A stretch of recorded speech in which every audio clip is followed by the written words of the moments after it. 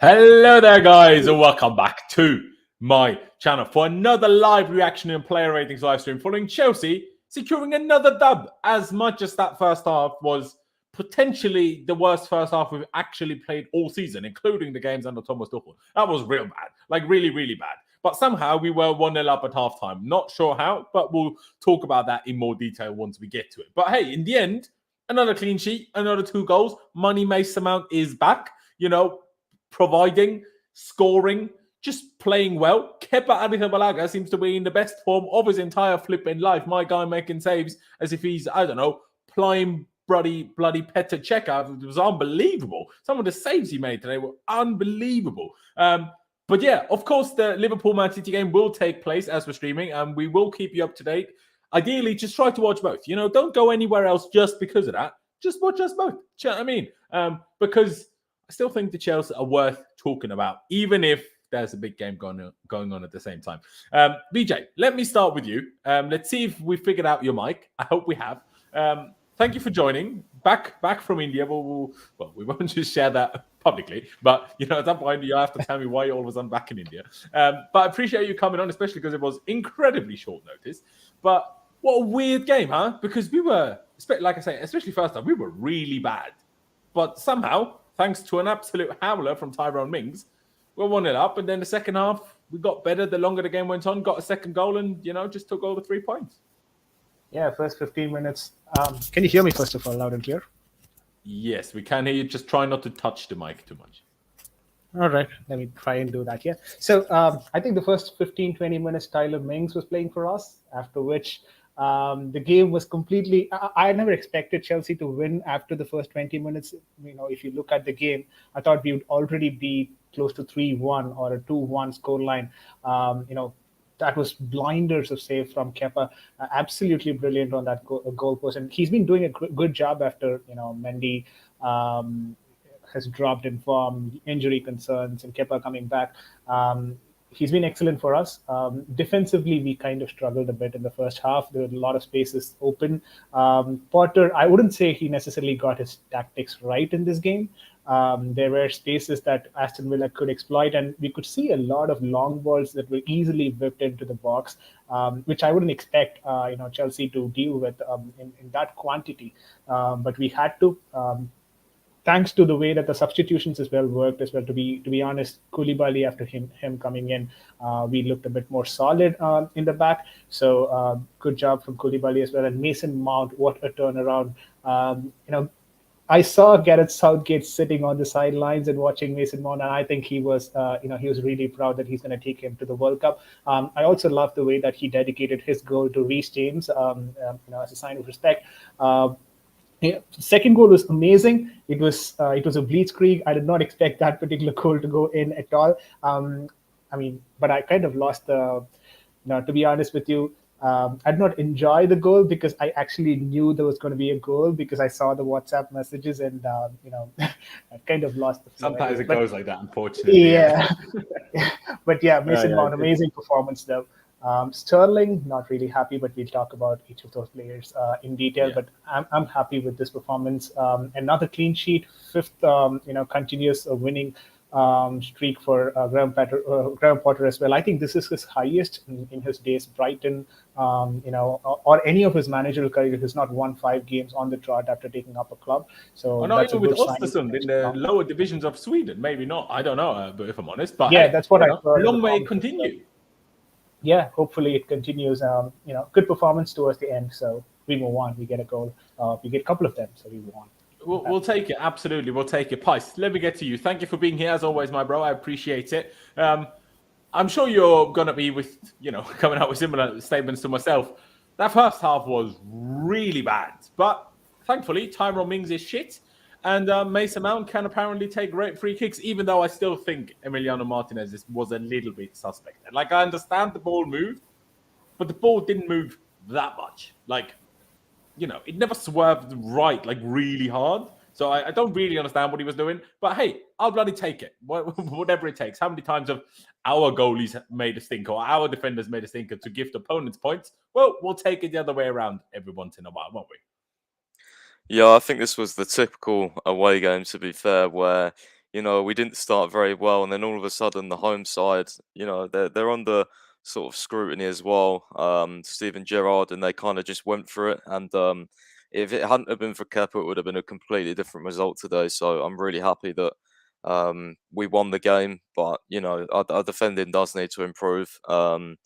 It was probably the first real time where we've got tested multiple times, and we didn't look that great. But I kind of liked how Graham Potter took it upon himself to quickly make changes and at least try and change things. He moved Sterling out of that right wing back role, put Ruben there. Then obviously at half time, bringing on 2 defenders is a big statement to make, to be honest with you. But it was one that we needed. Again, Villa had chances in the second half, but overall, we was a little bit better in the second half. Not loads better, but we was a bit better in my opinion. And it's just one of those games where you're like, you're almost like even more excited than winning 4-0 at home because you've come out unscathed away, and you're like, oh my god, how do we do that? I get really excited for these wins because I think they're massive towards the end of the season. Especially, you look back at this game and think like, yeah, that was a nice win there. Even the way we didn't, we survived. That was important. Absolutely. I completely agree, actually. And I mean, as much as we were poor, especially in the first half, and we will get to the player ratings and we'll probably be critical of quite a few of them. Let's also not forget City dropped points here.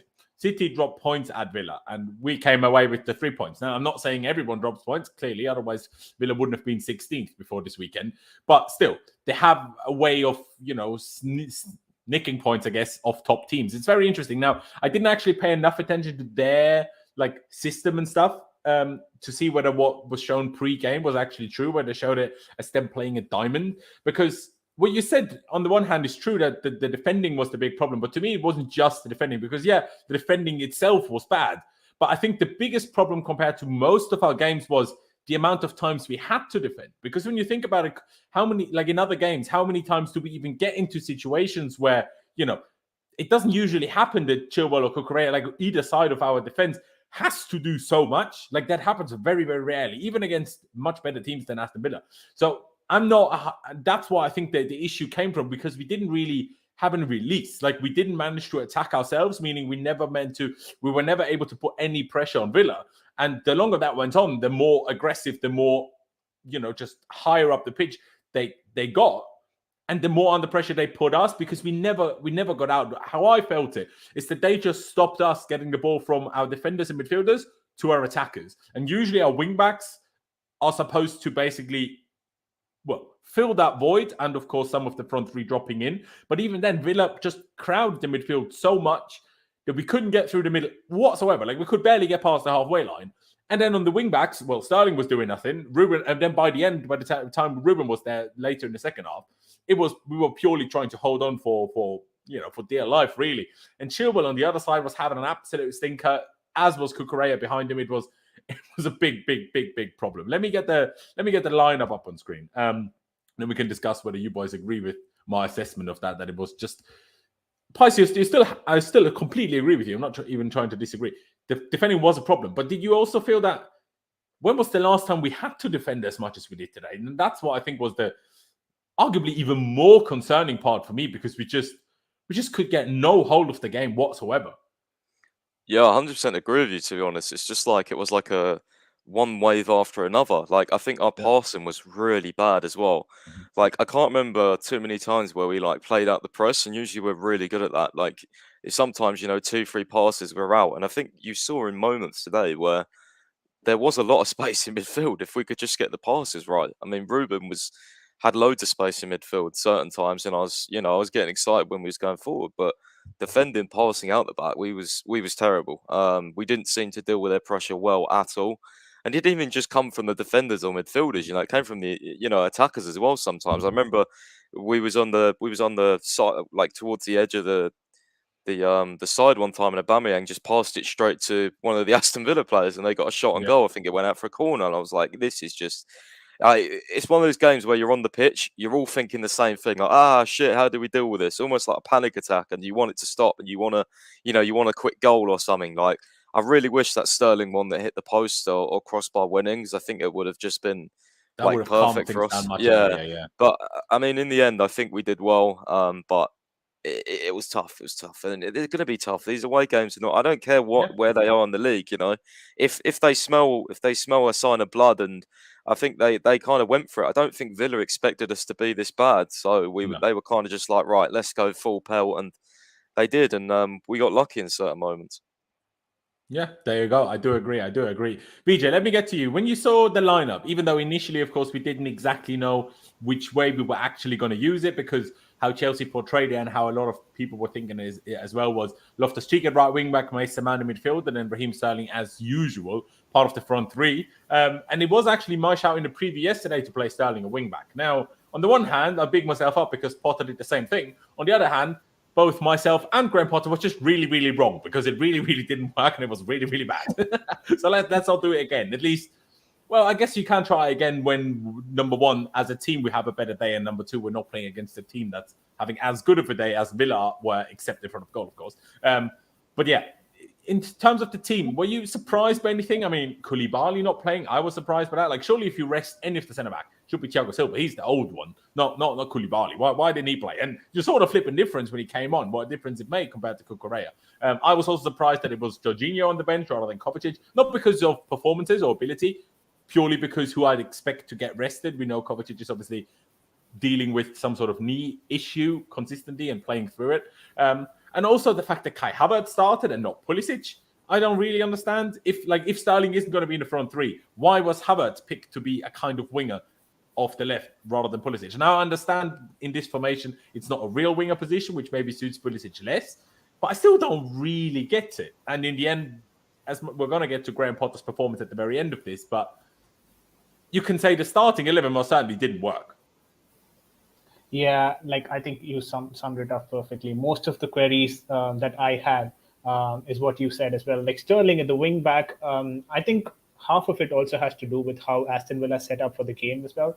Because, when you have people like Leon Bailey, Ramsey, and Matty Cash playing on that side of the pitch, you need to be quick on your transition on the wing back. If you're playing actually as a wing back, then, I don't think so. This was the game. The right game for Sterling to, try at that position, or Graham Potter to actually try Sterling at that position rather.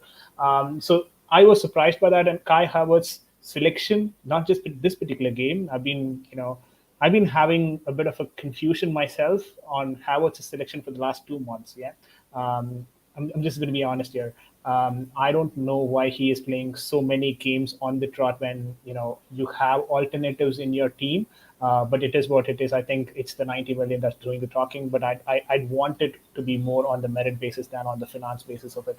Hopefully we see Pulisic playing in that position. I still think Pulisic would have worked really better in that position, in that position today at least, because he's quick and he can combine really well with Aubameyang and Mount at times.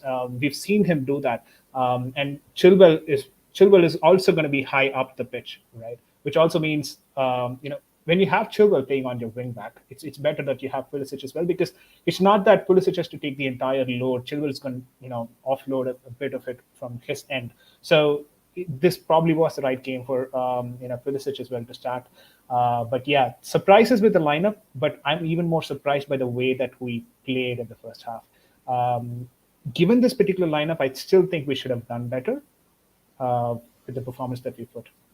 But yeah, fair enough. If anybody noticed my facial expressions, that was me reacting to Pies putting in the private chat that we have in this stream here, saying Leeds pen, Gabriel red. And then my face dropped again when he said VAR check. Because I was already fuming earlier at Patrick Bamford, of course, former Chelsea player, because Leeds already had a pen against Arsenal. Arsenal currently 1-0 up in that, and he flipping bottled it. So if he gets another chance, let's hope he doesn't bottle it. Please keep us up to date. That would be ideal. But yeah, it's not been given, unfortunately. Oh, apparently Bamford fouled Gabriel, so I don't know how the ref has given a red in the first place. Fucking idiot. Bamford is just an absolute clown. Get him in the bin, do you know what I mean? Arsenal, what was your reaction to the team? And let me not say to the team when it was announced, but to the team once we knew which way we were actually playing it. I thought Chilwell starting was interesting. I thought Koulibaly not starting was interesting.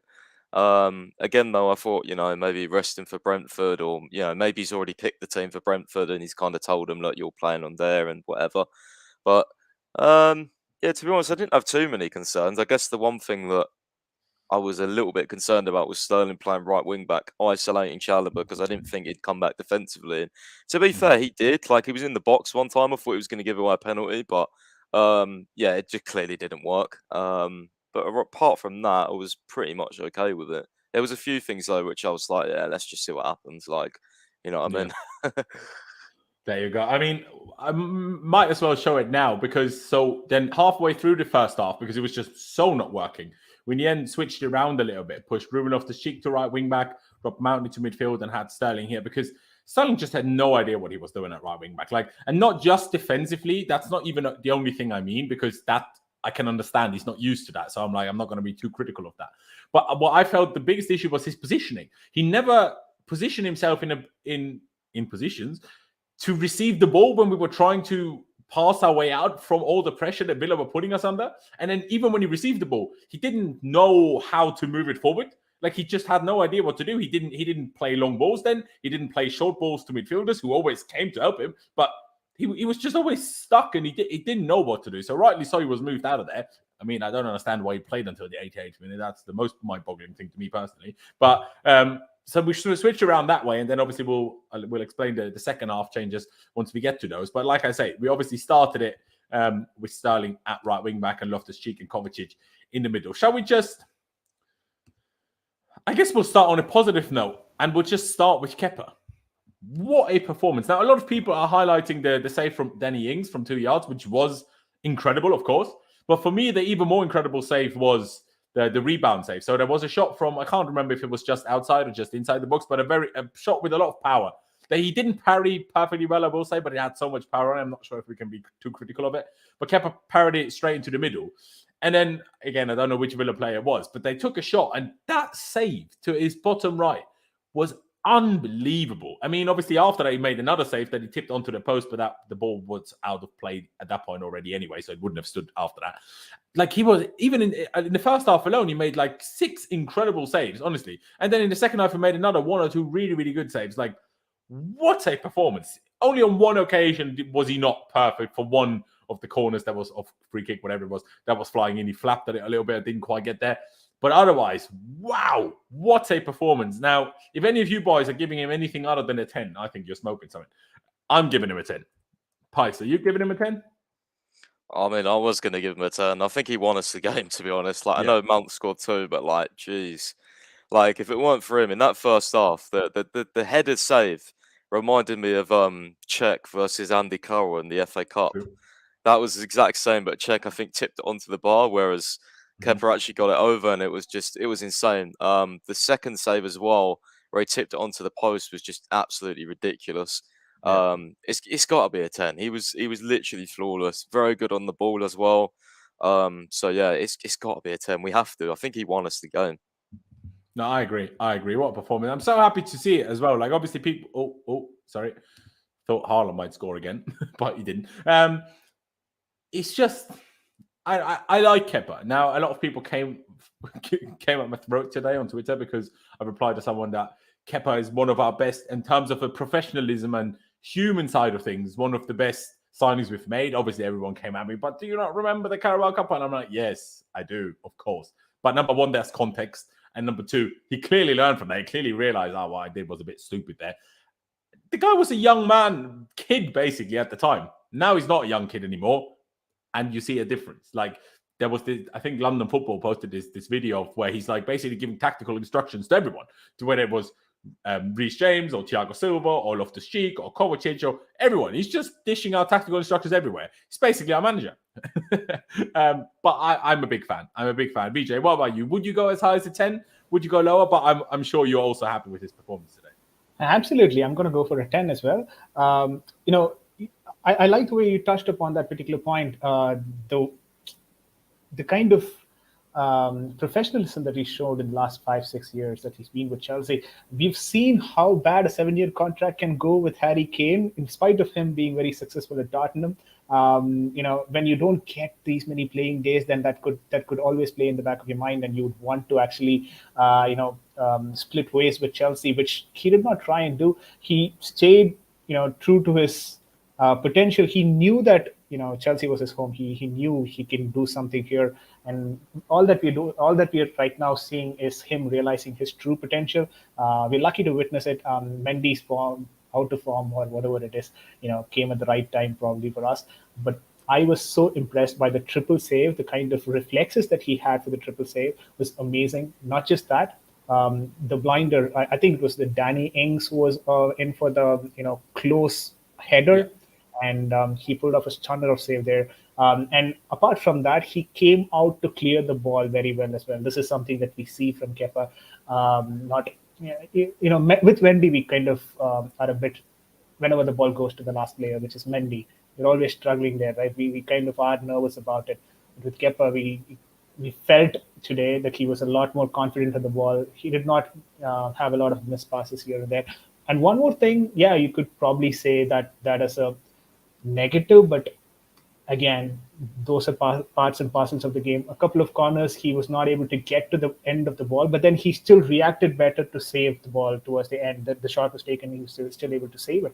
End of the day, that's what matters as a goalkeeper. You need to save the ball. You need to hold on to it, not just punch it away all the time. So, he had important saves, and he did not really punch the ball all the time. He knew when to hold the ball back, and it was an excellent performance, all-round performance from Kepa. With his hands, with his legs, with his entire body today, he was on top of his game. Absolutely. 10 is already a lesser score for me. I'd probably go for a 10.5 if that was allowed. There you go. I mean, obviously we have the situation, when we think back to when we had Petr Cech, or look at other teams who have like Alisson or Edison or whatever. The problem is that both of our goalkeepers, in Kepa and Mendy, when they are on form, when they're confident, they're both very, very good goalkeepers. The problem is that then both of them are probably not as good that they will be able to do this consistently and not slightly dependent on their own confidence. Because Petr Cech was just always great, pretty much. Alisson is pretty much always great. Manuel Neuer or even Thibaut Courtois, that's just always good. And we have goalkeepers who can be really, really good, but then once they struggle a little bit, then maybe a lack of confidence or whatever, that catches up with them, and then they start to struggle. And that seemingly applies to both of our goalkeepers. So that's where we're not maybe in the best situation, but at the same time, we are in a situation where we have two very good goalies that if they are, either of them is on form and in high confidence, then we have two goalies where, whichever one of the two it is, once they're in good form and confidence, we can play both and we'll be good, if that makes sense. So I guess it's a pro and it's a con to have two good goalies, but two not world class. Not quite. But then at the same time, it's also a bit of a a negative, I suppose. Pies, what's your perspective on that? Do you agree? Is that like when they're both on form, they're both very good, but they just don't have that very, very top goalie ilk where they're like just always good, no matter what? Yeah, I think I mean, Mendy's not been here for the amount of years Kepa has, but I'd agree with that with Kepa. But early days, I'd probably agree with Mendy as well, to be fair, because obviously when he was out of confidence during that sort of second half of last season, he was, pretty bad, and he was, conceding goals that he would have saved when he was in really good form. So, look, I'm sure Mendy will be back at some point. I don't think his career's over, but Kepa right now is just like he's undroppable. Like when Kepa's so high on confidence, that's when you just need to keep playing him, and let's hope it lasts and lasts and lasts for as long as possible, because that only benefits us. Absolutely. To go from a big high to a big low, let's next go to Marco Correa. Like what? I'm so confused by how bad he was today. Like that was shocking in every department of football. He couldn't control the ball. His positioning was shocking. His defensive decision making was shocking. He just ran out like no man's business, even though Chilwell was way too high. So you can't just run out, miss the ball by not an inch and get unlucky. No, he misses it by like 3, 4, 5 yards, turns around and is jogging backwards as if nothing's happening. I don't know if he had a dodgy paella or whatever the flip he was doing, but that was shocking. Like so bad. I was baffled. I mean, wow, I don't even know where to start. Like that was everything he did was bad today. Like honestly, it makes me feel bad for other players that have given zeros to in the past, because other players were still miles better than Cucurella was today and still got zeros. Like honestly, we'd have to give him a -100. He was so bad today. I mean, Pies, is that just me? Am I exaggerating here a little bit? But I think he literally couldn't have done anything any worse than he did it. Honestly. I mean, I would give him a 0 if he cost us a goal, but I'd probably give him because Kepa bailed him out every time, not because he didn't make the mistakes to concede goals. No, I'd probably give him a 1 or a 2. I'm not quite at a 0. I give him a 1. I'm dishing out multiple zeros here today. I don't know what. All right. I'd probably give him a 1. He was pretty bad. I think him and Chilwell, I don't think they understood each other's position. In the first half, it was Honestly. why was Chilwell the one on the back post getting outbeat by Bailey when that's Cucurella's position? You know what I mean? It was a bit weird. Cucurella is even shorter, so he was probably even more likely to lose the header. Yeah, 100%. So I mean, yeah, I'd give him a 1. Not much more to say really. I think Graham Potter said that he's definitely good there, but it didn't work today. So, yeah, he said he's got to try and find the right balance as well with obviously the wing-back role now. James is injured. So, I'll be interested to see what he does. Absolutely. I agree that he can be good there. I think it totally depends on the game. If we didn't, as a whole team, had such a bad performance where we had no control over the game, if we're the dominant team trying to attack and stuff, I think Cucurella can do a job at left centre-back. But when he's peppered defensively, one attack after the other, against extremely fast players, when we're realizing that Cucurella isn't particularly fast, it just can't hack it, honestly. Especially as a centre-back, he cannot handle it. Fair enough. You went 1, I went 0. VJ, would you guys harsh as myself? Would you go with Pice? What would you give Cucurella today, man? Okay, I'm going to give him a 2. I don't know, the last one that I've not been here. You guys being way too nice. I feel bad for Werner. We've given him zeros for much better performances than Cucurella today, honestly. But nah, sorry, go on. No, I think on your panel, I'm known for being nice, so I'm going to go with a 2 here. The reason why I say that is, first of all, I would expect Cucurella to, okay, when we think about Cucurella as a player back from Brighton, we always imagine him to be a wing back. Doesn't mean that he cannot play on that, centre back position, especially when there's a back five. You're expected to play that position as well. But I don't think so. He has that physical capability to play in a centre back position. He's not that strong enough. He is agile at times, but then I'm not sure he has that situational awareness that he requires to play for a centre back, especially. And that too, when you play with Thiago Silva, you should be able to do that. Even if you're not a great player, Thiago Silva kind of calms you down. When you play next to him, it should be all fine for you. I understand those side of the things, but I still think since he's used to playing higher up the pitch a lot of times, like as a wing back, maybe adapting, to a centre back was But he's something that played he left would. centre back in like there was like the third time he's played that for us already, and he's only played like 5 times. So Yeah, like but how good has he played all these times? no, I agree with that. He hasn't been great. Well, I thought he was good in a couple of them, and then really bad today, and then poor with whichever other game it was. Sorry if I seem distracted. I'm just looking at the Liverpool City game here. But yeah, I mean, I don't disagree. The physical thing is absolutely a problem. Obviously, the manager is very aware that he's not physically very good. The guy's 5'8" and not the Yeah, fastest, so everyone's aware of that. But when he starts having bad touches and bad decision making, and you're physically bad, that can't work. Do you know what I mean? Like you can maybe make up for a lack of physicality if you're really smart and really good and really quick.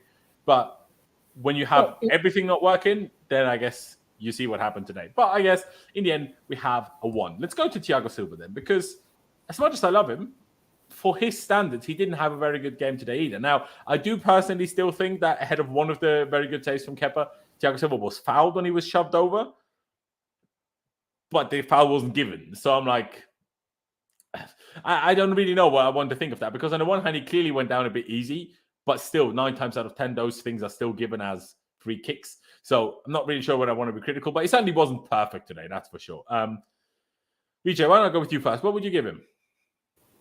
oh, Thiago Silva. I don't want to go above 5 for any of the defenders today. So but Thiago Silva could be an exception, maybe a 6 or something.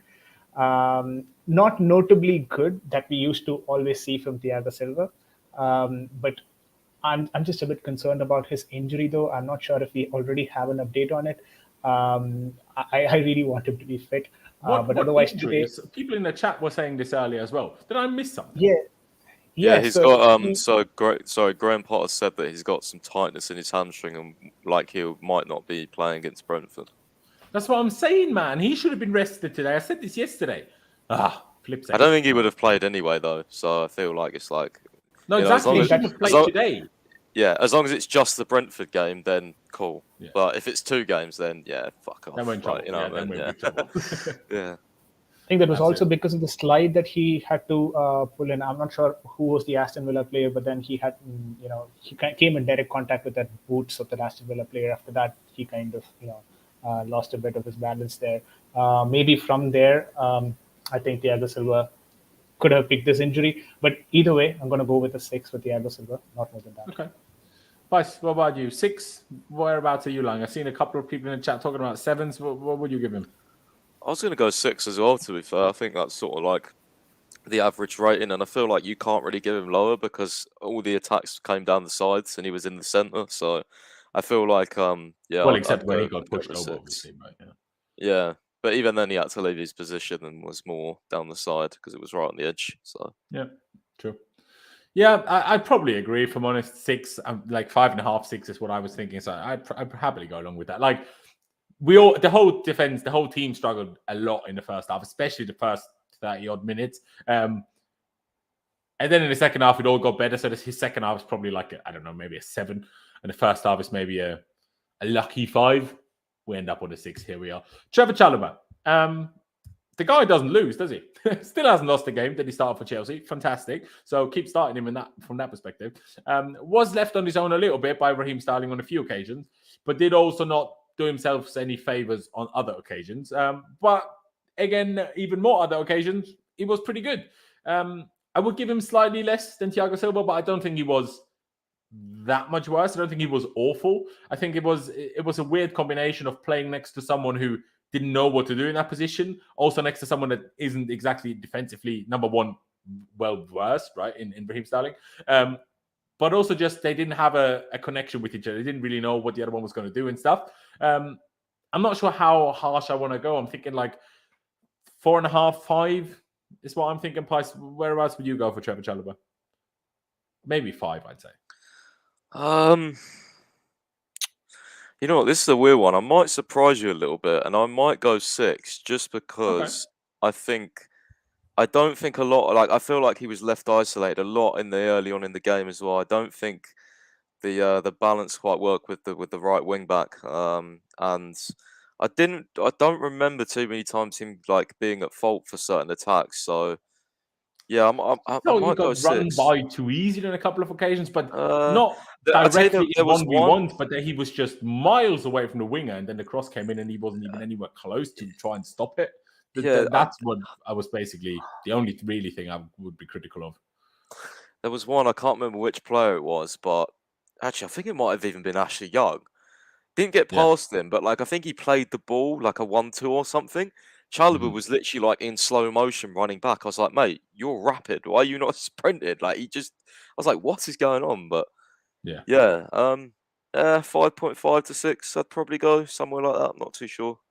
Okay, Faz, BJ, what about you, Chalobah? Then I probably still got 5, maybe 5.5. I might be convinced by Pies. Pies giving him a 6. What would you give Chalobah? Yeah, I think Pies just stole my thunder there. I'm just kidding. But yeah, I would have gone for a 6 as well.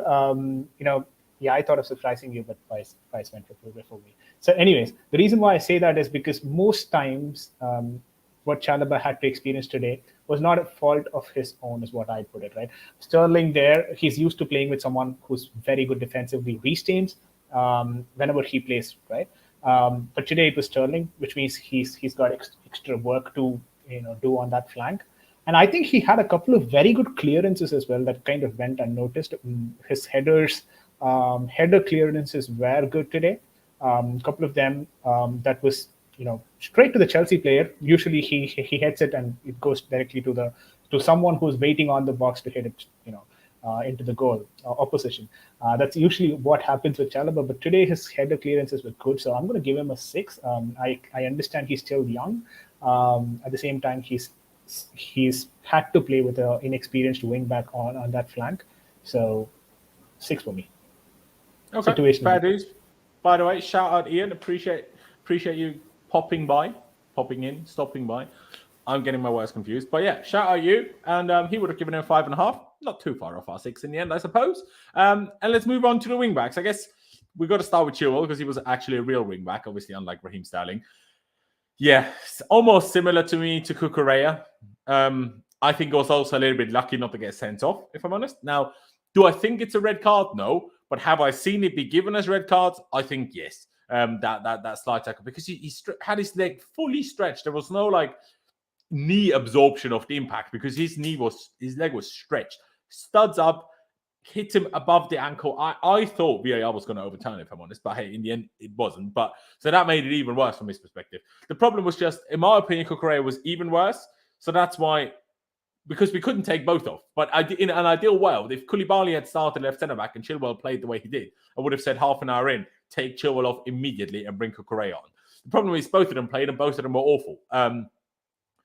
Yeah, I mean, I said earlier I'm going to dish out a couple of zeros. It was going to be Chilwell and Cucurella. Maybe I'll go a little higher for Chile. I don't know. I'm not sure if I want to go. I'll be harsh. No, I'll stick with it. I think he was bad today. Like, it was running for running's sake at times. There was like the decision making and the defending at times where I'm like, bro, stop letting. He was one-on-one with wingers, and he just goes back and back and back until they're in the box. I'm like, bro, you can't tackle them in the box. Stop letting them come into the box, man. Like, what are you doing? And he lets them cross every time. Triggering me, honestly. Absolutely triggering me. And he was purely lucky that, well, Cucurella also started and was also bad. That was the only reason I think Chilwell got to finish the game. I mean, obviously, I understand you guys are probably going to go a little bit higher, but I said initially I'm going to give multiple zeros, so here I am. But yeah, it was really not pretty. It was absolutely not pretty. And the biggest task, the biggest difficulty for Wednesday is who the flip out of these two do you start? Because number one, it better not be both again.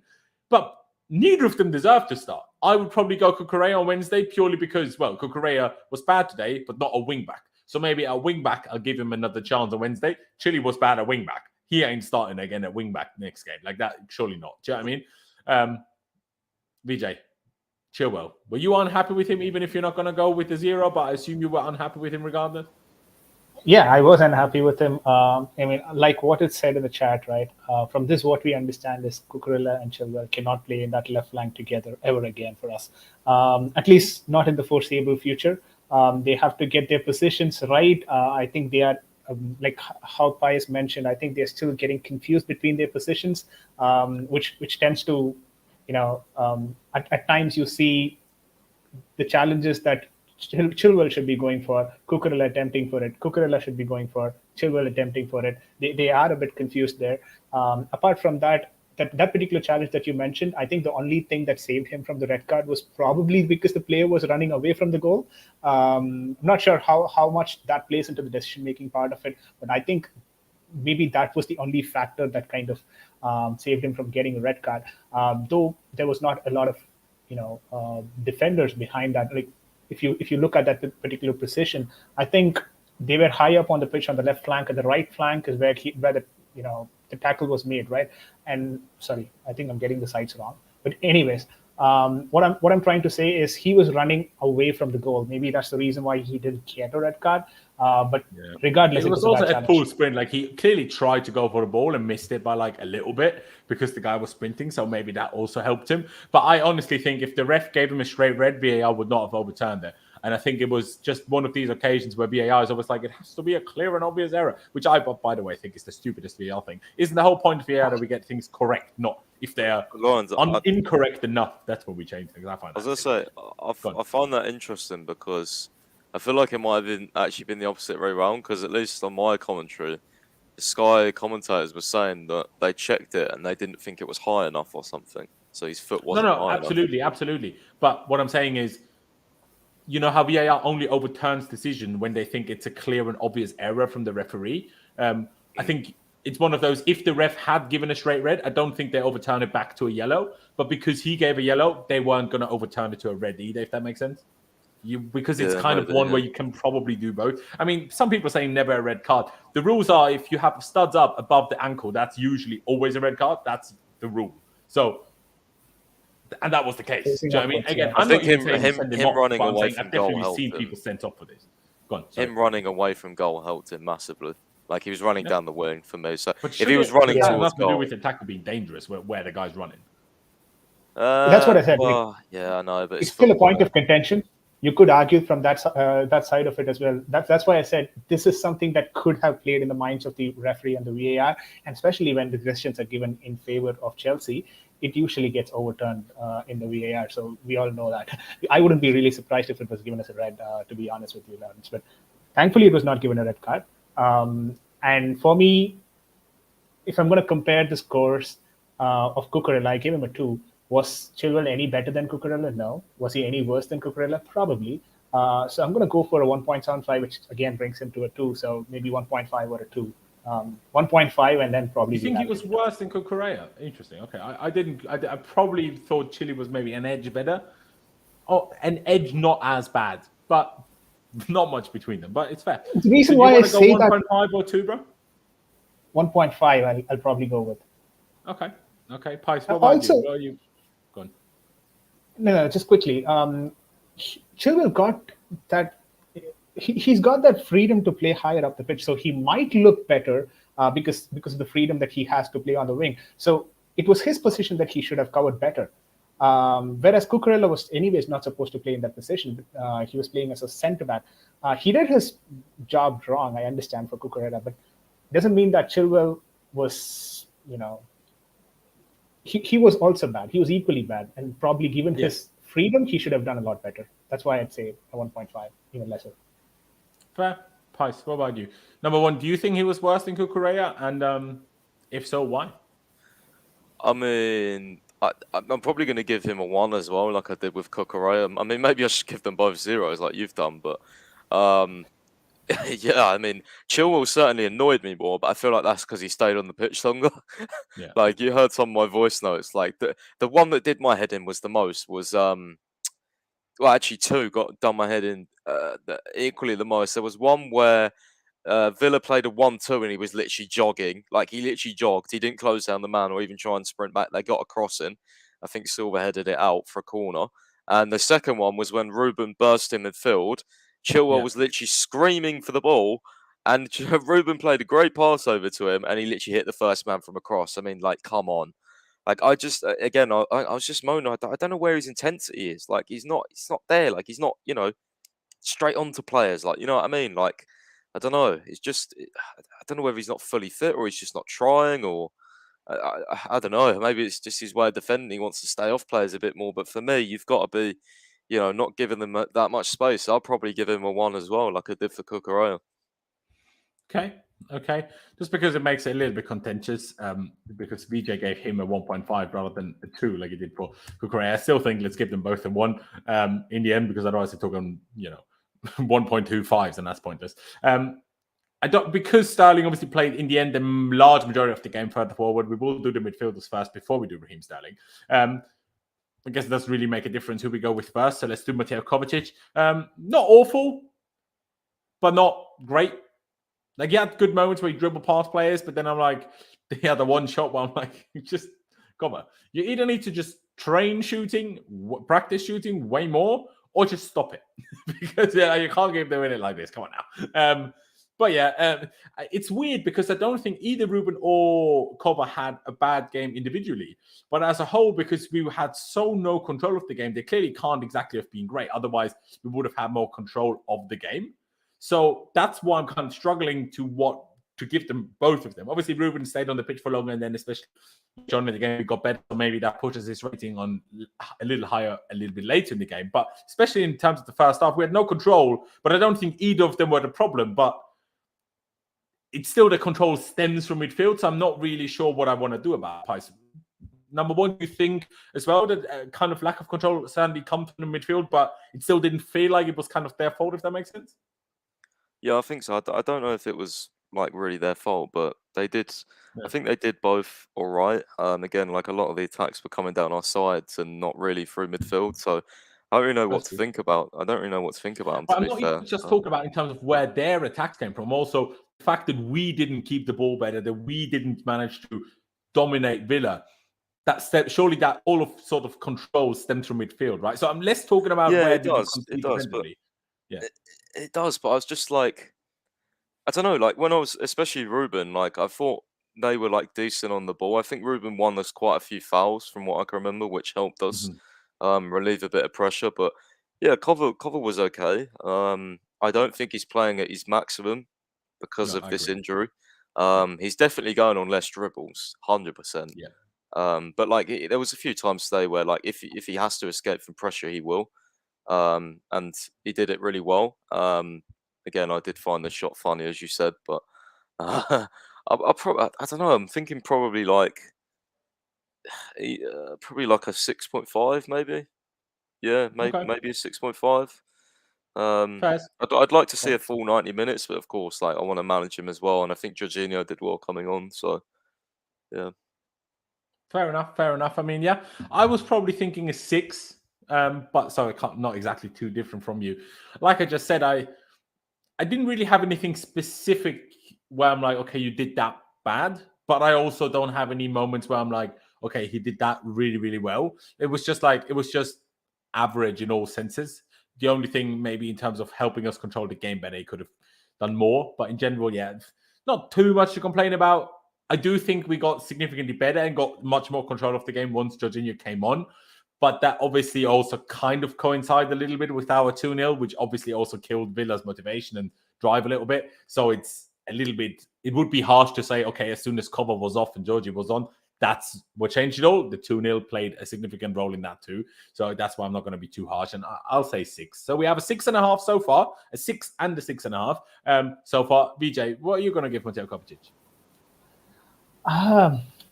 I'm surprised by the scores, actually, to be honest, because I felt the midfield wasn't that great today. The first half, we kind of almost it was a non-existent midfield for me in the first half, because it was always them trying to whip up crosses from the wing, finding someone in the center, right? And it was very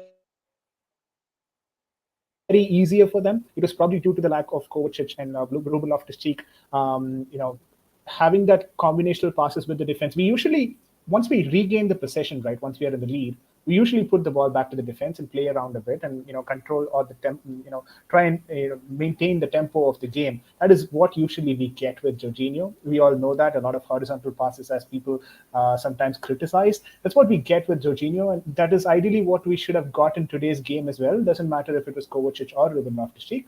I felt we did not have a lot of connect between the defense and the midfield, which kind of made the game either like we were kind of the counter-attacking team at times in the first half. We just I disagree with you. I think that the lack of connection was between. Well, let me just highlight it here. Between basically these four, well, excluding him. So these six and then these four. I think that's where the divide was. Because I think, well, we constantly passed around between Kovacic, Ruben, and the centre-backs. But then we never got the ball forward. That's what I thought the bigger divide was. But if you thought it was between them, fair enough. You could argue that, but again, I would also argue that it was also the responsibility of Kovacic and Ruben Loftus-Cheek to connect that, with the attack, right? I agree that it's their responsibility for sure. I'm just saying that's where I felt the bigger lack of connection rather than with the defense, if that makes sense. Okay, fair enough. And that was one thing. And apart from that, I felt whenever Kovacic tried to dribble, he started way behind.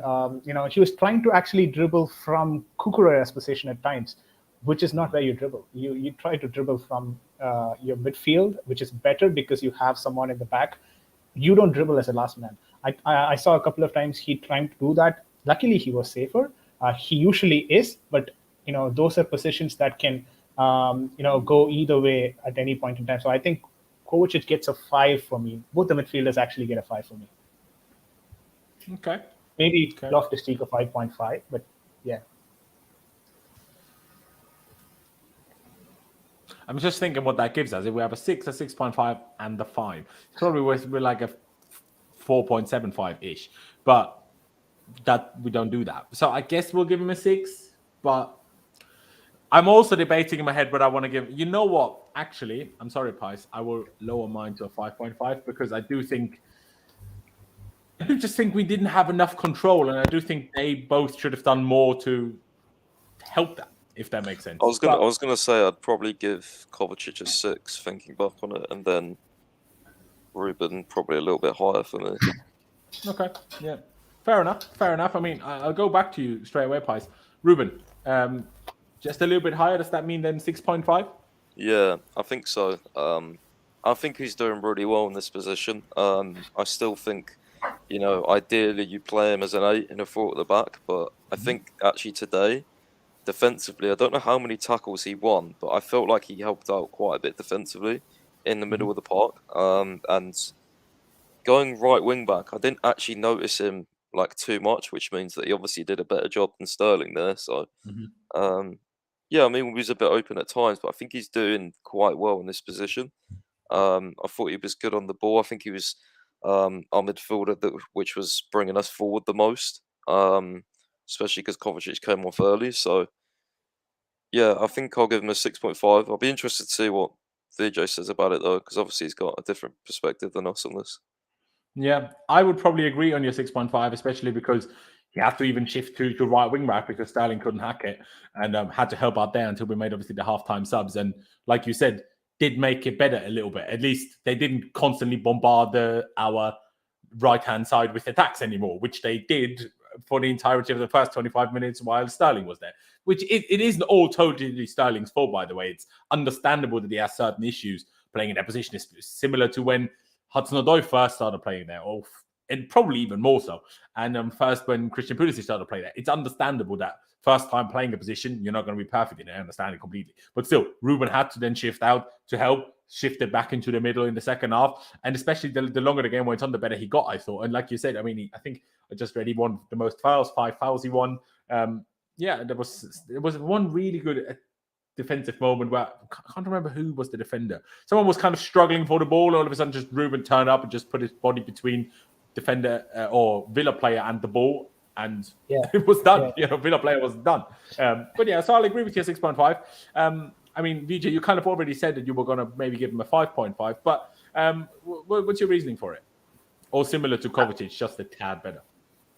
Yeah, I think it was more to do with the entire midfield than Ruben Loftus-Cheek in particular. But hearing you guys analyzing this with respect to how Sterling did not turn out the way that he should have, and Ruben Loftus-Cheek trying to cover for it, I'd probably change my score to 6. Because he kind of, for me, he was the best out of the two midfield anyways. But his defensive duties were good today. Like you mentioned, he put the body in front, and then if you remember the sequence to that was Chalobah trying to put his body in front as well. So I think these guys, like both RLC and Chalobah, did a good job given how Sterling was quite ineffective in that wing back position. So maybe 6 is fine for me for Ruben Loftus-Cheek. So I'm going to go with the 6. Fair dues. Fair. It's very interesting to see what the chat is saying. I've seen someone say 6, 5.5. I'm saying 8 and all. Yeah, exactly. If someone said 7, someone said 8, someone said 5. Very interesting. Very, very interesting. Had a few chances too. No, he didn't. He should have had an assist for Raheem Sterling, but Raheem Sterling's obviously a bit shit these days. No, he shouldn't have had an assist, but he could have had an assist, shall we say. I really liked the outside of the boot ball that he played quite late in the game, but I liked how he just casually just flicked it, and it was really good. I was like, how's that? But hey, I didn't expect that to actually reach the Chelsea player, to be honest. The way that he went to Sterling, right? So I did not expect that to go in. No, that is also true, I will say. Well, I did say I was going to dish out a few zeros. Here's the last one. I thought he was shocking at everything he did. The only good thing he did was hit the bar. And even that wasn't particularly good because my guy had more time and space than flipping, I don't know. Can't think of a funny analogy, sorry. But he had loads of time and space, basically, and still didn't even hit the target. Do you know what I mean? Because officially, obviously, the bar doesn't count as the target. So I'm like, come on, man. What are you good at? You can't run quick. You can't dribble quick. You can't control the ball quick. You can't finish quick. And you can't pass. So then what's useful? And I'm not saying that's him as a player. I'm saying that's him on current form. He's just struggling a little bit at the moment. And I'm sure he will come good again. And he will be phenomenal for us in the long run. But just at this very moment, someone said, oh, he's been good recently. I'm like, no, he was bad in both games against Milan. He was bad today. He was bad against Palace. He was bad against Salzburg at home, even though he scored. I understand he scored that one goal, but that was purely luck. And otherwise, he was really bad and should have scored way more than he did. He was really bad against Zagreb. He was really bad against West Ham. His last reasonable game was against Southampton, I think, where he scored. And we lost that game.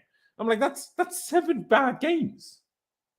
Like, I don't understand why he keeps starting. And I don't understand why he keeps playing so, like, why was he strike at the end?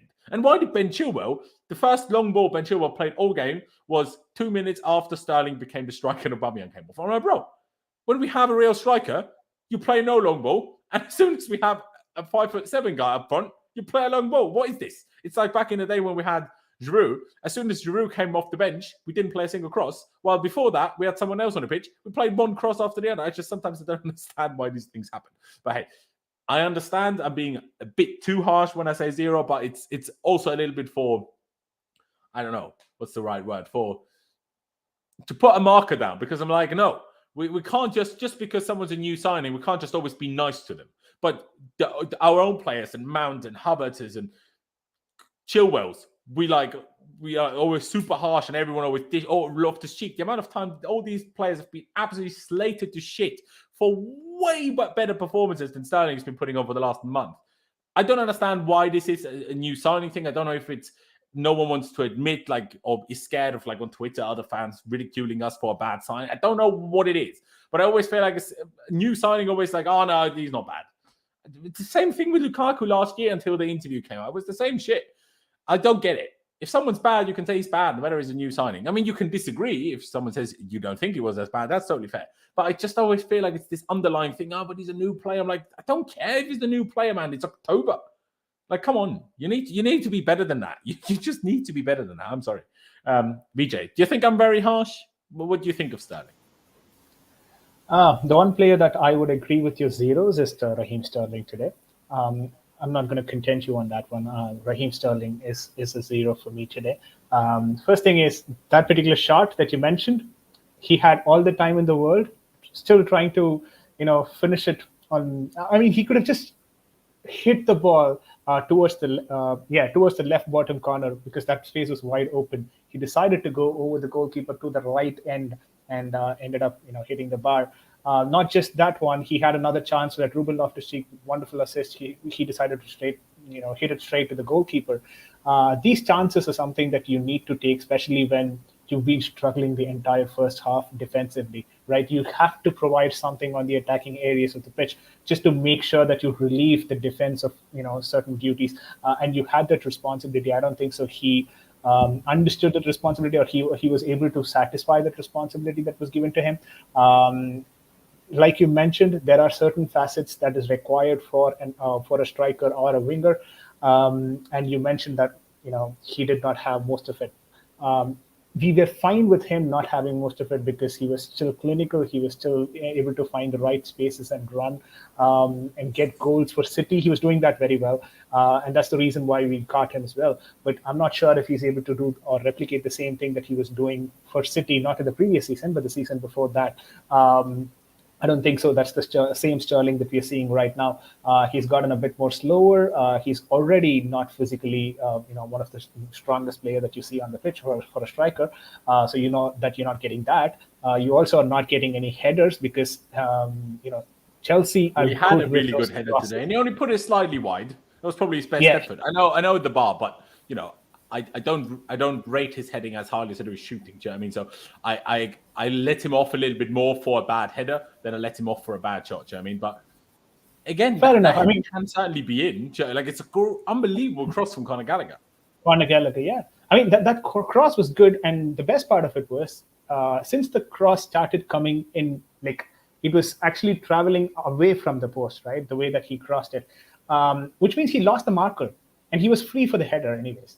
So he was running a bit slower, so he was free for the header, but he decided to put it away from the goalpost, which is, again, a bit disappointing.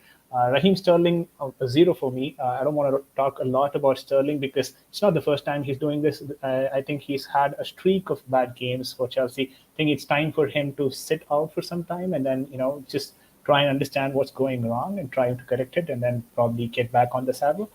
He's got very good potential. I don't have to actually talk loads about the proof Sterling is a good player because we all know how dangerous he can be. He's been for England, he's been for Man City, he's been for Liverpool earlier as well. So he's got the potential. I'm hoping he would come back strongly. Absolutely, I think that's the important point. As much as I'm critical here today and on streams in the last couple of weeks, that doesn't mean I'm saying Sterling is shit. Like I'm not trying to say, oh, he's like Werner. No, of course not. Werner was just shit. Sterling is good, can be good, but just currently isn't. Do you know what I mean? And then, like, there was one occasion we just kind of like hit on a counter and he was running down the right. I'm like, bro, you're supposed to be good at dribbling and fast. And he just stopped and passed it back. I'm like, what is the point? Like, if Aspie does that, it annoys me. But Sterling? Like, come on, man. You need to do better than that. Pies. I assume you're not going to go quite as low as myself and VJ did, but what did you make of Sterling's performance? I mean, after listening to everything you guys said, I'm struggling not to go with a 0, to be honest. I was going to go with like a 1 and just give everyone that I thought was shit ones instead of 0s. But I mean, I think because he's in the attacking third and because I expect, I don't know, maybe I just rate attackers more harshly. I probably am going to give him a 0. I thought he was unlucky on a couple of occasions, like when he hit the bar, and the header I thought was quite unlucky, to be fair. I didn't expect him to score it anyway. Yeah, the header I'll give you as unlucky. But his shot to me is not unlucky. There's like, so much time, man. You need to score. We had a debate about this on stream the other day in one of the previews and just about him in general. And I think, the last few games he's just been average, whereas you guys or you, Laurenz, think he's been really poor. And I have to say, always as poor as today, mind you. I don't always think he's been this bad. I agree. Today he was like really poor. I tell you, the one I was most surprised about was the one at the end where he had the shot and it went straight at the keeper. Yeah. Now I think that was an absolute perfect opportunity to react quickly, even take it closer to goal and drill it in the bottom corner. I don't know what is up with him, but he does seem a little bit, I don't know, almost slower. I don't know. Maybe he's just not timing his runs as well. I mean, to be fair, the one which I did want him to see how he would do, Aubameyang messed up the pass. Sterling made a run in behind. True, he was 1-on-1, and I was thinking, okay, so I would have liked to see him if he scored that 1-on-1 because he literally had the whole field to run. Then we could see how quick he really was. But he's still quick, but it's not at the moment, it's not the Sterling I remember, and he's not playing, as well in these last few games. This game, really, really poor, yeah. But I think, to be honest, though, I think he kind of just the way he started and in the right wing back, I think it didn't really help him, to be honest. Like, I don't want to No, and I see him agree in with that. that. I think that's also a fair point that he had to play, like, obviously starting at wing back, then he played part of the front three, then he played striker, which, especially against Villa, the way the game was going, obviously all of that doesn't suit him.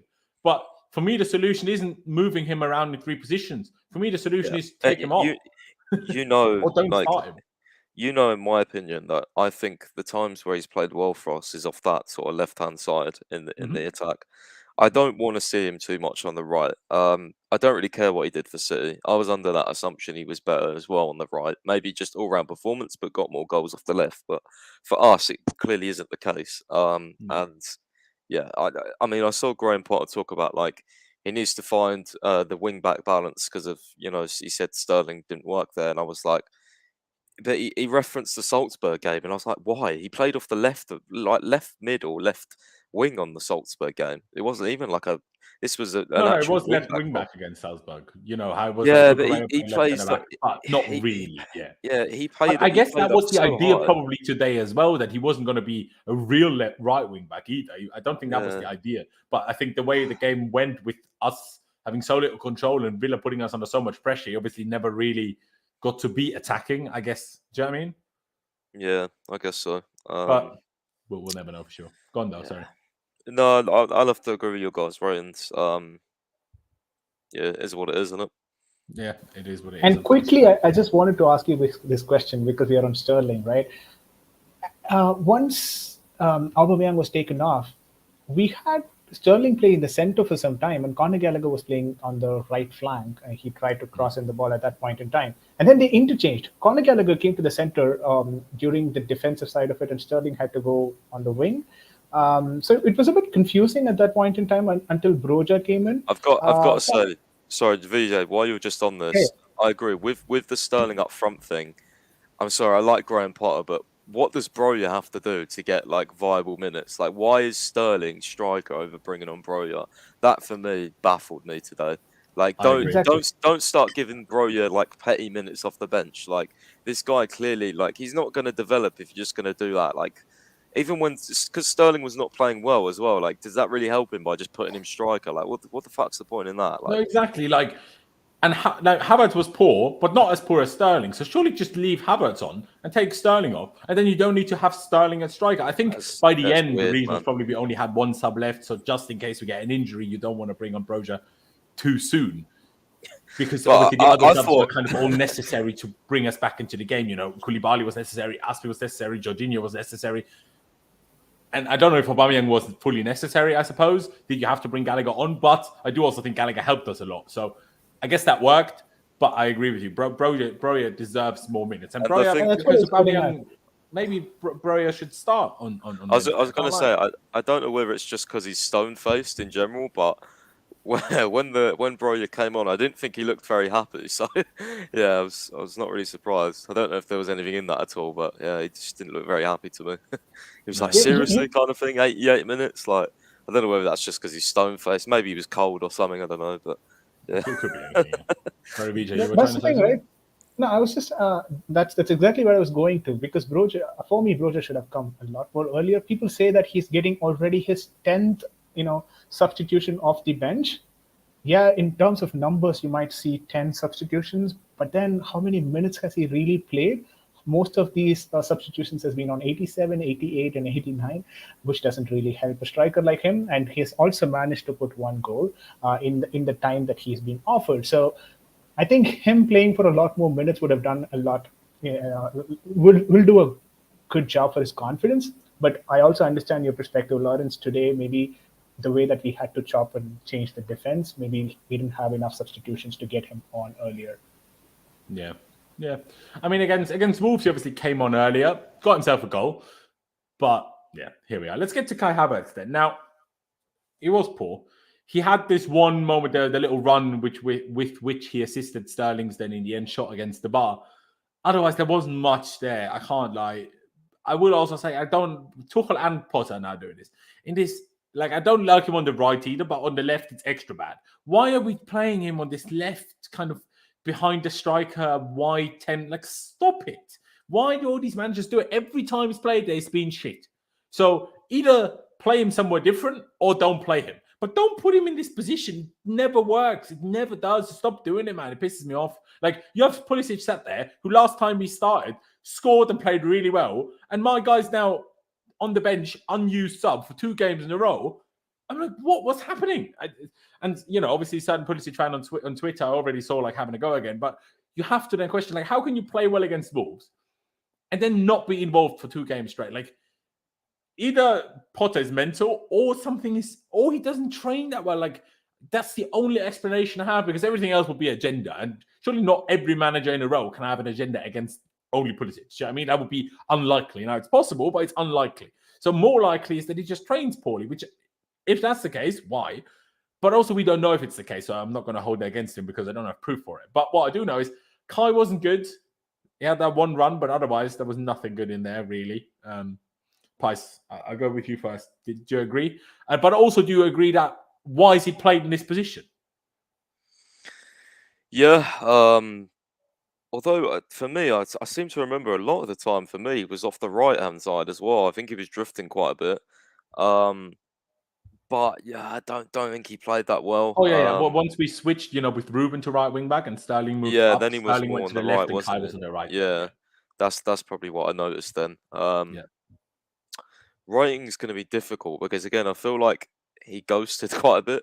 But as you said in the chat, like, we didn't really help ourselves, like, getting the ball to the forwards and stuff. And Aubameyang actually came deep quite a bit to try and get involved and end up giving the ball away. So that was great. But, yeah, I mean, like, maybe like a 5, something like that, maybe. I don't know. Yeah. He had that one good moment where he, like, held off those defenders, went on that dribble, played to Sterling, but other than that, yeah, not great. But to be honest, like, I don't know how much I want to blame the attack for today, because it's just a bit of a shitty game, to be honest. I think there was times where, like, we could have played it faster forward, and we just, you know, there was quite a few times where, especially down the lines, I thought we was going to play the quick pass, and we just turned round, often Chilwell, and just played it around the back. And I was like, okay, so it's just going to be one of these games, then, is it, where we just don't try and score? Fair enough. I mean, obviously, because we obviously scored so early with the Tyrone Mings header, I do maybe understand it a little bit. You're like, okay, try to calm it down, get control, and suffocate them a little bit. But the problem is we passed it back, like you just said, but then constantly gave the ball away. So we didn't have any benefit from it, from passing it back. We didn't control the game. We didn't slow the pace down. We just lost the ball and gave them the ball closer to our goal. Do you know what I mean? Like, that's all we did. Might as well have played it long. And I think that's a fair point too, because, you know, BJ touched on it earlier, or myself and BJ were talking about it a few minutes ago, in terms of that we had no connection to the attack, especially. I don't understand why in this situation, because why Villa, in my opinion, so good and such a problem for us was they were, especially the defense and midfield, were really high and really aggressive in trying to win the ball back. So that means there has to be space in behind. But not once did our attackers, I mean, maybe we didn't, because obviously the TV camera doesn't catch the entire pitch usually. So maybe we didn't see it. But either why were there no runs? And if there were runs, why were there no passes? Surely, how do you scare Villa from being so aggressive? Make runs, play over the top balls, and then they will automatically drop deeper a little bit and automatically be less aggressive. Because We once didn't they play get fast scared enough, to Laurenz. get caught, sorry? We didn't play it fast enough, Laurenz. We didn't want to, like, the only times where we got forward was on the break, where we gave it to Ruben, and Ruben would, you know, like, where there was that space in the middle. Yeah. I think Kovacic played one into someone, a line breaking pass. We had an attack there. But other than that, like, Kovacic tried one over the top to Sterling, to be fair. But that wasn't like a counter over the top. You know what I'm thinking? Like, when we win the ball back quite deep, why not punt one over the top? We have, like, Havertz and Aubameyang are both reasonably quick. Sterling, he was so high up the pitch, he's clearly quick. Why not just play an over the top ball at some point? Like, I'm not even just saying when we're trying to attack, play more direct, which I still agree with. But that's not even, like, surely as a defensive reaction, don't always just try to pass. Sometimes when you're struggling with the press, play one over the top. I don't get why we don't try that. I don't know if it's instruction, because we didn't do that on the Tuchel either. So that's why I don't know if it's a managerial instruction now, if our players just don't do it. That's why I don't know. But yeah, it's tough. Let's take it back to Havertz. You said 5. I was thinking like 3, maybe 4, if I'm honest. Like a little bit harsh because obviously the first half was so difficult or was so bad from the whole team, and he obviously got hooked at half time. So it's obviously a different comparison to Aubameyang and Sterling, who got to play the whole game, or not the whole game, but more of the game. I just still don't think it was good. I really don't. I will let Aubameyang, we'll get to him in a minute, I will let him off a lot more for the whole no service thing because, well, he's an out-and-out striker in this situation, this formation. Havertz wasn't a pure striker. So he can also do more to involve himself more. Aubameyang is more reliant on receiving balls, right? So I'll let Aubameyang off for this more, hence maybe that's why I'm not going as high as you. Maybe I'll give him a 4. VJ, help me out. Maybe once you said your rating, maybe that will help me decide on mine. What would you give Kai? I was going to give him a 5. Okay. I mean, yeah, he was bad. You know, this nothing against that. He was bad, and he's been bad for quite some time now. But I also think he was anyways played in a wrong position. But is there a right position for him right now in this formation? I'm not so sure about it because not in this formation, no. That's why I would rather us play a different formation. But hey, while we're winning, I'm not going to complain. Right, he's been tried everywhere in the front three over the last couple of years. So it's not that this particular area doesn't suit him. This formation doesn't suit him.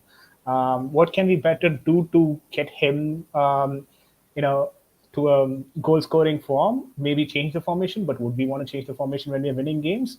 Probably not. So I don't even need him to be in goal-scoring form. I just need him to play better. I don't need him to score every game. That's never going to be him probably. But I need him to play better. And when I see loose touches and bad passes, I'm like, bro, you're better than this. Be better. Like that. Those are the ones where I'm like, okay, if he miscontrols the ball, or if he just plays a bad pass, I'm like, that's nothing to do with the position. That's what I just criticize you for. That's got to do with a lot of confidence, actually. So sure. Once he starts getting goal, then he probably will get all those silky Havertz-like touch that we are used to seeing once he was, playing for us at some point in time. It's not a long way away, but I think Havertz gets a 4.4 only for me, not even a 4.5. Sorry, 5 for me. You said 4. Initially, you said 5. I said 5. Yeah, sorry. A 5 for me. But he can do a lot better. He's got the potential. Same thing that of Sterling. He's not a bad player. He's got potential. He's young. He still can do better. Absolutely. Just need to find the right space for him, right position for him. That's the beauty of the manager as well. Yeah, I mean, Josh says these Havertz ratings seem generous. Even maybe I don't even disagree. I'm not sure. It's a tough one for me because on the one hand, I do agree with VJ where it's like, yeah, out of position, blah blah blah. But at the same time, you've had a lot of time now to adjust. But also, I still do want to see him either as a proper 10, or I would even like to see it at least attempted as an 8. But if we're not seeing it and he's only being used as that, then either the managers disagree. And in the positions he is playing, he's just not good enough at the moment. So I'm like, if you're Aubameyang's backup striker, I don't even think he should be that. I think that should be Broja, if I'm honest at the moment. Like, I really like Kai Havertz. I mean, I've got a shirt with his name on the back from the Champions League final. But it needs to be more. It absolutely has to be more. But let's move on. Let's do Mase then.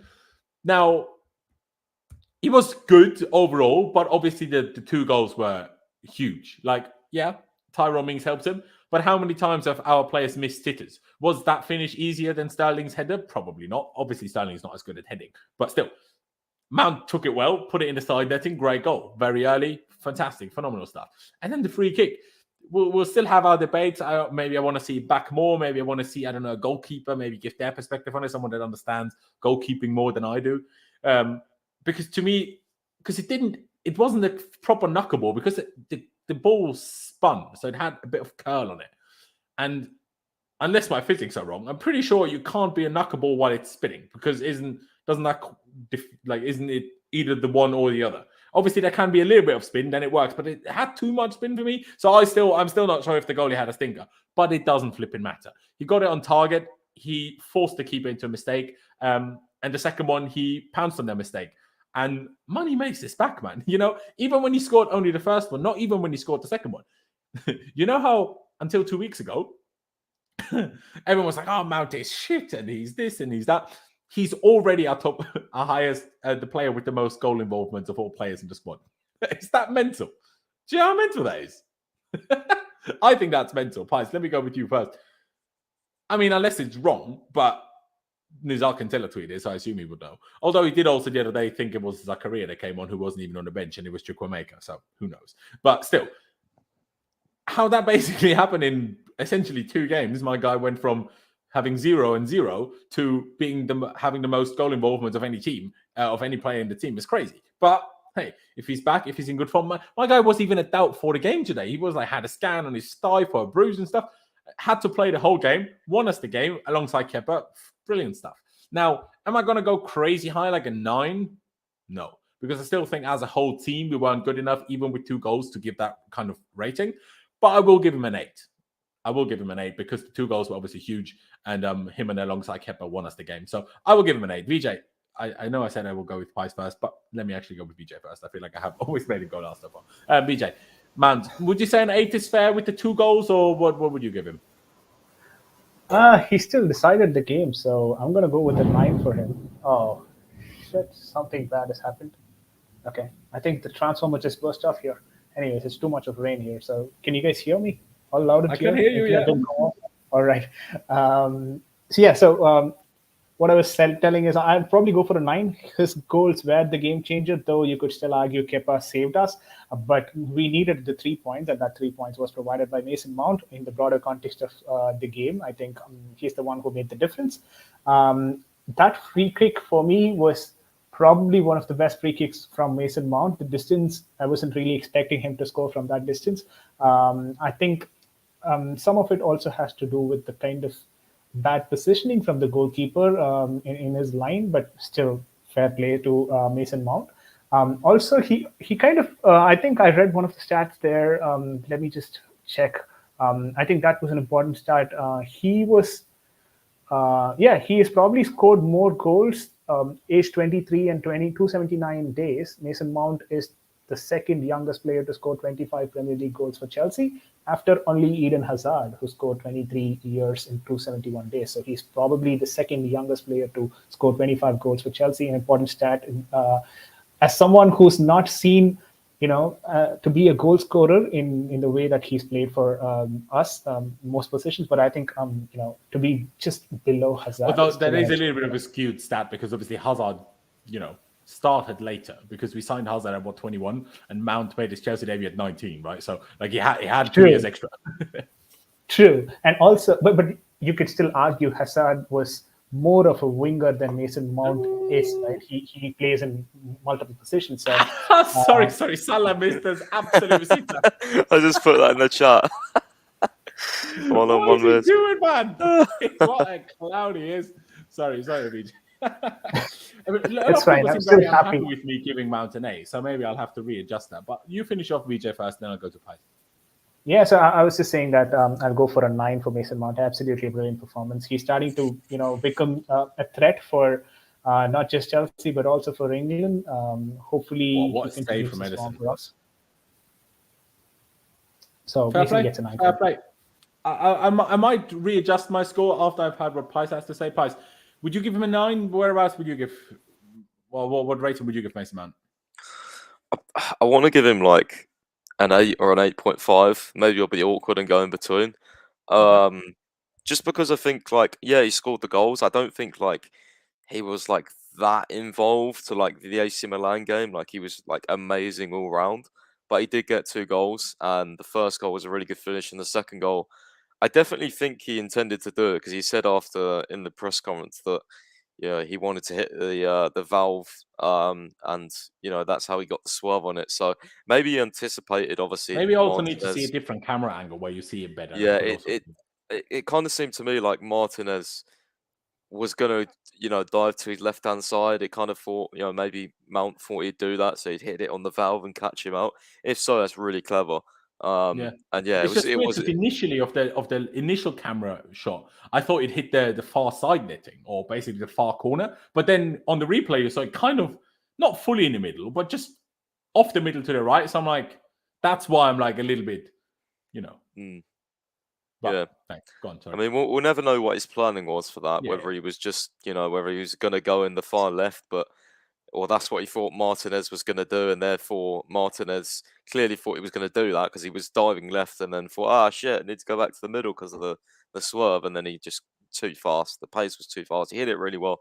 I'd go for, I'll go for an 8 because I don't think we played that well today, but he was clearly the outstanding performer.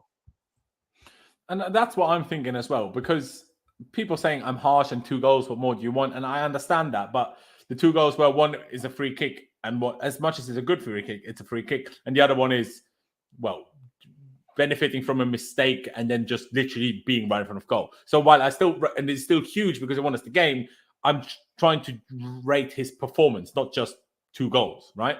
I tried to rate his whole performance. And what was I talking about earlier? That I thought there was not enough connection between midfield and defense and then attack, right? And who's the player that's most... Sorry? Looks like City have scored. Oh, have they? Is it Haaland? Yeah, no? Foden, they're asking for a foul, though. Could be.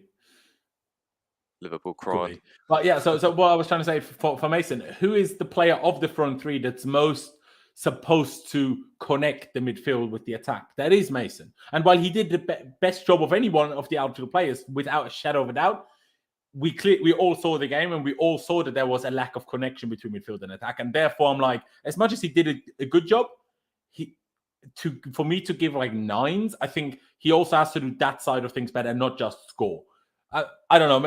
Again, if people think that's harsh of me, fair enough. And yeah, he was absolutely the match winner. But you can be match winner and not get a 9. Do you know what I mean? Like, I just don't think a performance is good enough for anyone other than Kepa to get 9s. But that's only my perspective, and it's absolutely fair. Heis, did you decide on 8.5 or a 9 in the end, bro? I'll go with an 8.5, bro. So I'm just watching this absolute madness in the City game. Do you think it's a foul, though? I don't know. Why is he? There's never a foul. Why is he looking at the monitor? This is ridiculous. That's why Haaland gets the ball in the but I guess it's in the hand of Haaland. Oh, it's before. Haaland drags his shirt. Yeah, he's going to overturn that. Wait, it's Anthony Taylor, right? Anthony Taylor, here we go. Yeah, it is. Yeah. He decides games. Yeah, okay, to be fair. Yeah, but I would. How far before the goal was that, though? Pep is fuming. It's going to right kick. Do you know how long before the goal it was? I don't know. I just saw it on the replay. I was watching the stream. Remember last time, 21 seconds, Azpilicueta denied a goal chance last season? Yeah. Yeah, let's not speak about it. You know how they talk about, Liverpool haven't lost at Anfield in God knows how long, and Van Dijk hasn't lost at Anfield. Well, yeah, because of VAR, not because they were good. Obviously not. But hey, in the end, give Mason Mount an 8.5 in the middle ground. Of all of us, hopefully everyone will be reasonably happy with this. Pierre-Emerick Aubameyang. Honestly, other than that one pass you mentioned earlier to Sterling, I almost want to give Aubameyang an NA because I almost feel harsh rating him because the guy didn't see a pass all game, but then he was subbed off. Like, let me check how many touches he had. It can't be many. Like, I know he dropped deep at times to like try and get involved, and he didn't do a good job in those situations.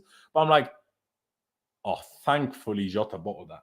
Aubameyang had 14 touches, but not 14 touches like Lukaku had 7 touches. 14 touches where I'm like, okay, what can you do? Do you know what I mean?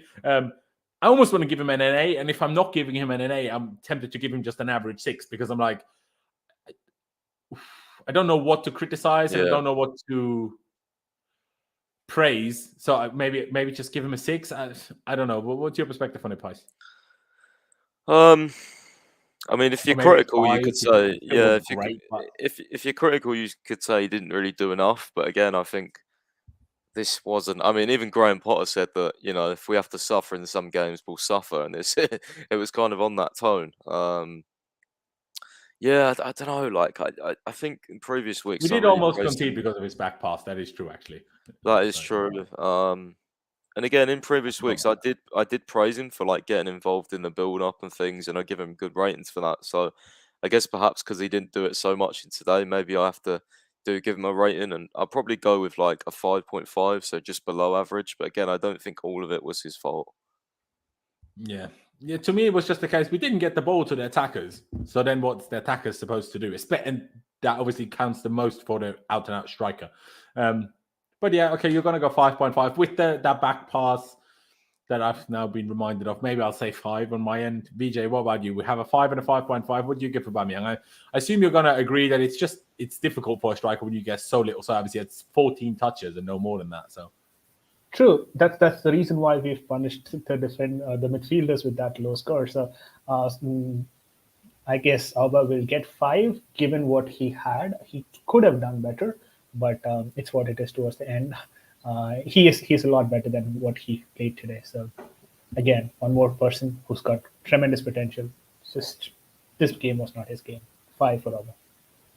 Absolutely. Fair play. All right, let me get the subs. Who was then replaced? Somehow Havertz was replaced by Aspie. God knows why, but here we are.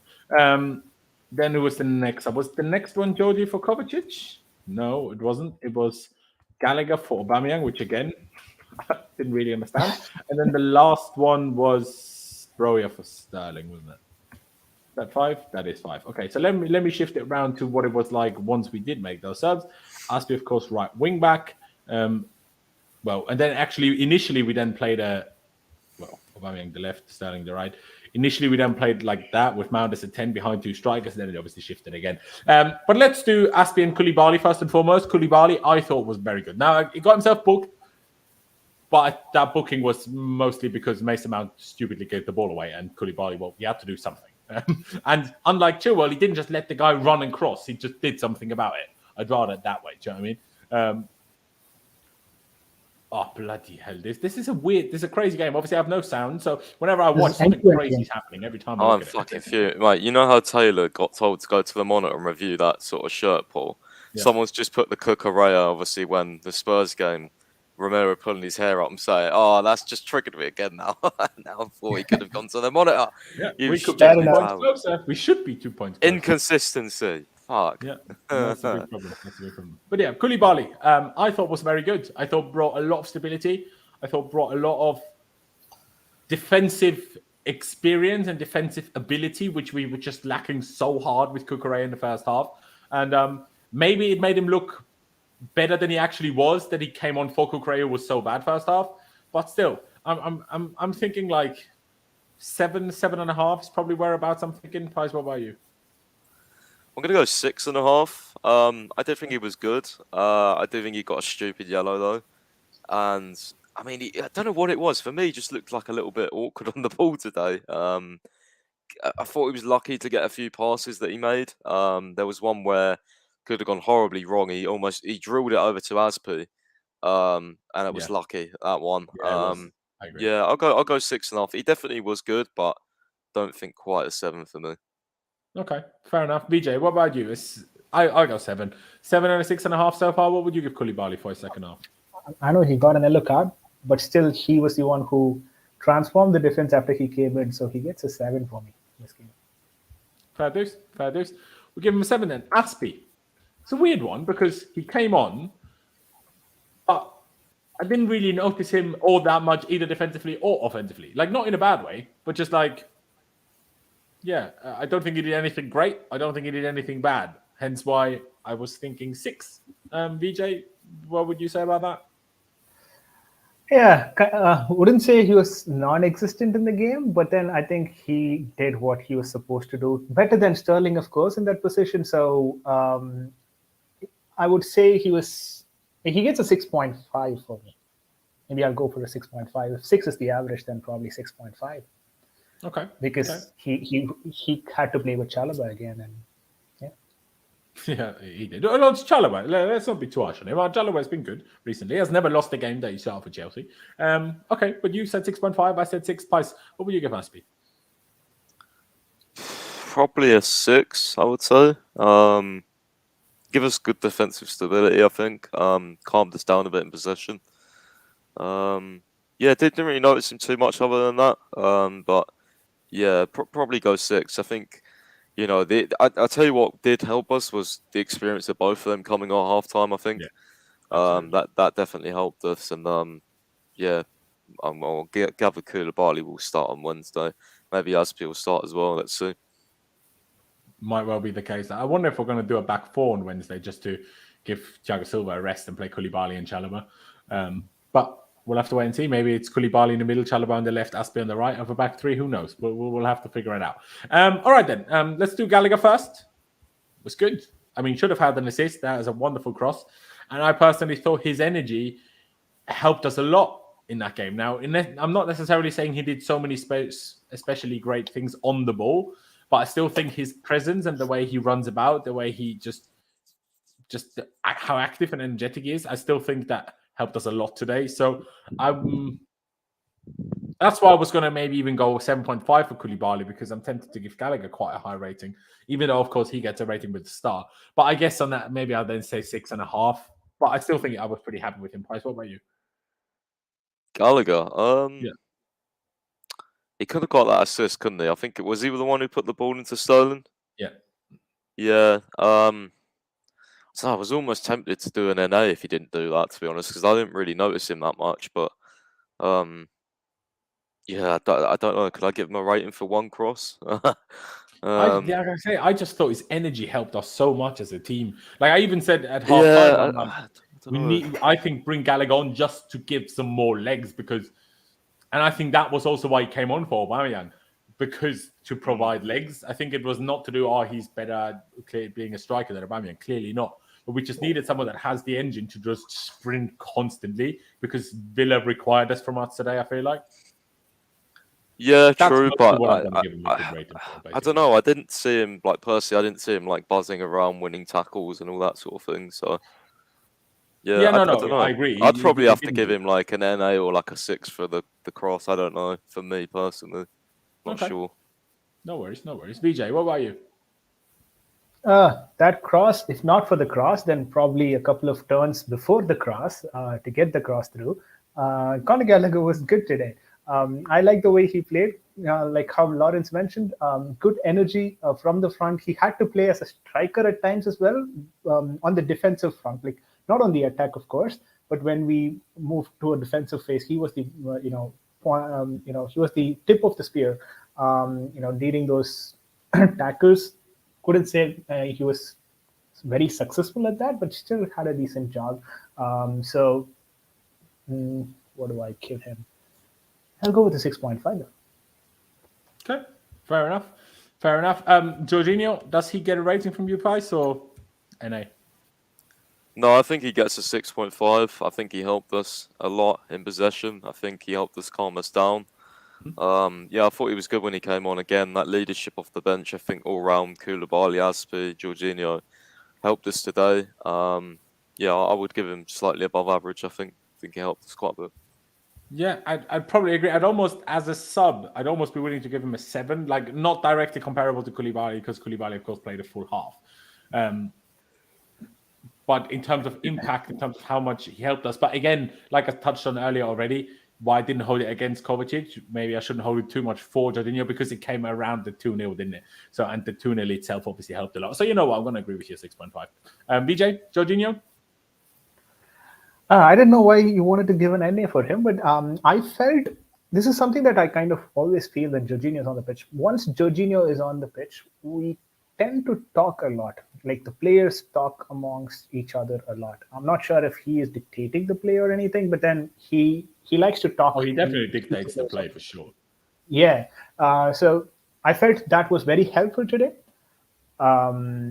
He gave a bit of stability. That's exactly like even when I rated Kovacic, right? This is the point that I brought. That is exactly what I wanted him to do. Whatever Jorginho usually does, those side passes, trying to connect with the attackers and the defenders at some point in time, and ensure that we maintain the ball possession, which is something that we lacked the entire first half. Whenever we recovered the ball, we immediately lost it.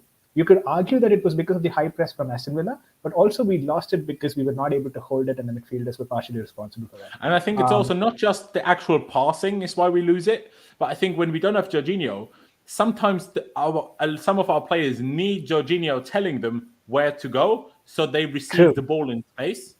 I think that sometimes that's even more his benefit than the actual things he does with the ball or on the pitch. It's more like you go there, and I pass it there, and I will pass you the ball, but then you will have space. Well, I feel like sometimes we were just passing, and all of a sudden there's a Villa player. When Jorginho is there, that doesn't always happen. But again, it's like it happened after the 2-0, so who knows if that would have actually been so different had he started. But I agree with you. Yeah, I agree. Correct. You give him a When 6.5 people, as well, or yeah, I'd probably give him a 6.5, like I told. Like, so the thing is, when people talk about dictating the play, often we mistake it for, him being the center point of it and then making sure all the deliveries come through him. I don't think so. Dictating really means that. Dictating is more of him instructing players how the play should, revolve around, or who should the play revolve around, how should the, passes flow through.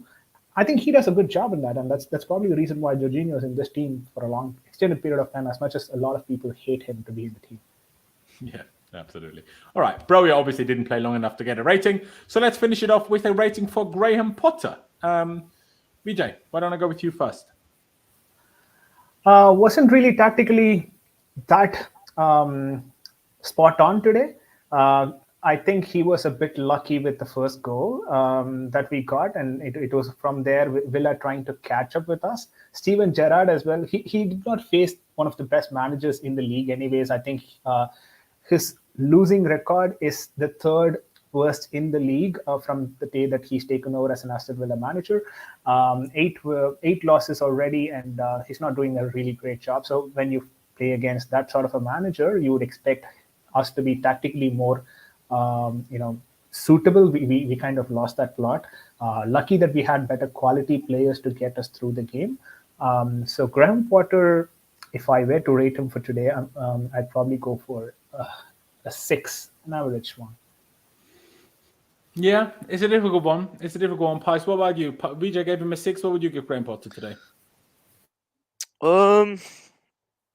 Yeah, probably around there, because I think, I don't think the lineup worked, and I think he admitted that as well, But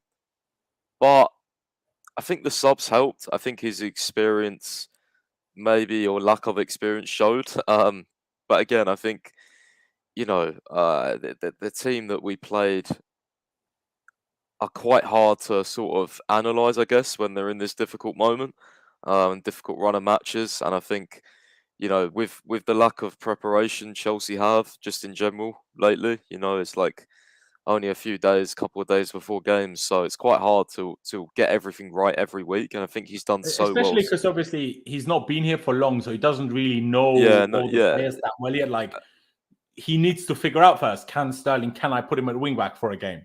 Exactly, today, and he'll find that out. And I think exactly, if we can find that out while winning, I mean, great. Yeah. Hopefully it doesn't go on for too many more games. But look, I think I'll probably give him like a 6.5 because of the subs, I reckon. Maybe a 7 just because. I'll go 6.5, I think. Depending on what you go for. Somewhere around there. Because I do think the subs helped, and you have to give him credit for that. Yeah, I do agree. I think it's just that's where it becomes a little bit difficult to rate a manager's performance, because do we give more weight to the starting 11, or do we give more weight to what happens in game, or is it 50-50? Because the starting 11 really didn't work. So if we say, okay, the starting 11 is probably like a 3 or a 4 in hindsight, but then the fact that he changed it 25 to 30 minutes into the game and found a solution which helped us, that's already a good thing. And he did that without even making a sub. He changed just positions on the team, on the pitch, and that helped. So that's good. I rate that. And then every single sub worked. Now, obviously, in the end, we needed a free kick to score a second goal. And otherwise, until the 2-0, we're nowhere near scoring a second goal, if we're being totally honest, other than obviously Sterling's in the first half. But then in the second half, with the subs, like when Gallagher was playing striker, we weren't exactly like close to scoring a goal, were we? But it still worked, and it worked to put our foot back into the game. And mind you, we were leading, so we didn't really have to make subs that help us score goals. We had to make subs to make sure we get control back, and once we have control back, we can see out the game, if that makes sense. And that did work. So yeah, it's difficult. It's just a question of how much weight do I give which part of the manager, I guess. So I'll probably agree with Pice at 6.5, if I'm honest, because I do want to be. Like I said, he needs to learn first, okay, what certain players can and can't do. He realized Sterling couldn't do one thing, or, and mainly Sterling in this scenario, of course. And also Cucurella with left centre-back on a day like today couldn't really do that. And he fixed that problem. So, fair play. Let's give him a 6.5 in the end. At the end of the day, I think it's about time we round the stream out because everyone's trying to pay attention to this Liverpool-Man City game. So on that note, ladies and gentlemen, please do check out Pister's website, to which the link is always down in the description, chelseafc365.com, as well as VJ's YouTube channel. I'm not sure how active you are on that, if I'm honest, but I think it's down in the description regardless. So subscribe to that if you fancy it, ladies and gentlemen. Subscribe to myself if you haven't already. That'd be massively appreciated. Smash the like button on your way out. But yeah, thank you guys for watching. Up the Chelsea, upwards and onwards. We keep on winning, and I'll see you next time.